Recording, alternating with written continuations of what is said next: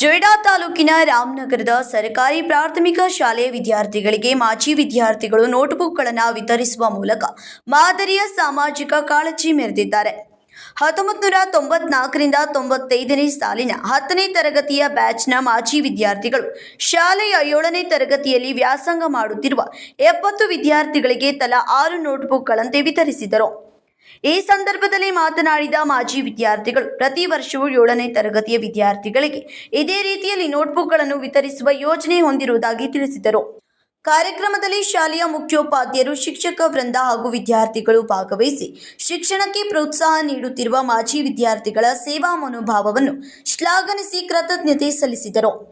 Nikhil Aswakar, KMM Kannada news, Ramanagara.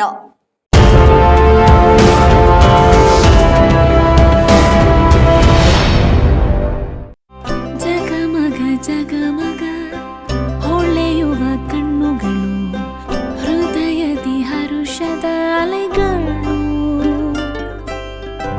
ಬಂದಿದೆ ಶುಭಗಳಿಗೆ, ಪ್ರೀತಿಯ ಗಳಿಗೆ, ರೇಷ್ಮೆಯಲ್ಲಿ ಸುತ್ತಿದ ಸ್ವರ್ಣಗಳಿಗೆ.